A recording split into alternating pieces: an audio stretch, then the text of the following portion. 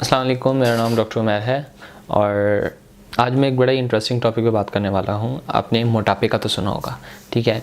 क्या आपको पता है मोटापे की भी दो किस्में होती हैं, ठीक है। जो मोटापा होता है एक कहलाता है पियर शेप और दूसरा कहलाता है एप्पल शेप, ठीक है। अब पियर शेप और एप्पल शेप का मतलब क्या है, ठीक है। एक तो सेब की तरह और दूसरा नाशपाती की तरह। अब मकसद क्या है इनका कहने का, देखिए जो एप्पल शेप मोटापा होता है ना, इसमें जो ज़्यादातर चर्बी होती है वो पेट के ऊपर होती है, ठीक है। और यानी कि जितना जो फैट होता है वो पेट के ऊपर आया हुआ होता है, ठीक है। और जो पियर शेप होता है इसमें जो ज़्यादातर फैट होता है वो पीछे बटक्स में यानी कि टांगों की तरफ ज़्यादा होता है।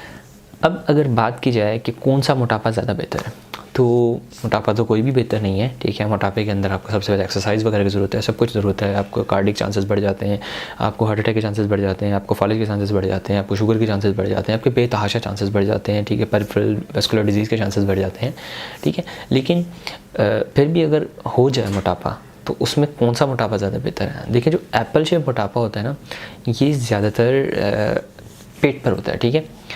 तो ज़्यादातर डॉक्टर्स ये कंसीडर करते हैं इंक्लूडिंग मी कि जो पेट का मोटापा होता है ना, ये ज़्यादा बेहतर होता है।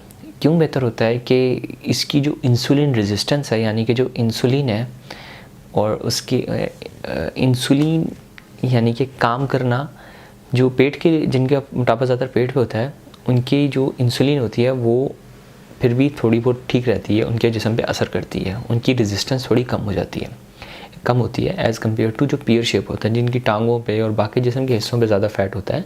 उनके साथ ये इशू होता है कि जो इनकी इंसुलिन रेजिस्टेंस होती है वो बहुत ज़्यादा होती है एज़ कम्पेयर टू उन लोगों के जिनके पेट पे ज़्यादा फैट होता है, ठीक है।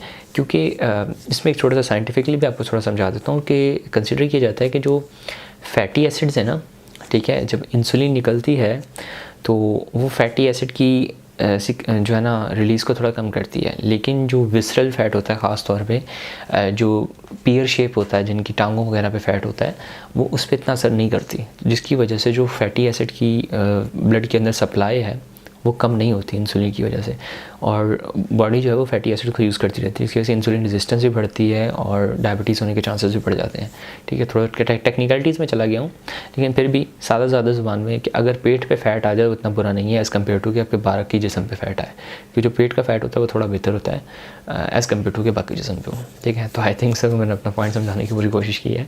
That's all, this is doctor मैं साइनिंग ऑफ। अल्लाह हाफ़िज़।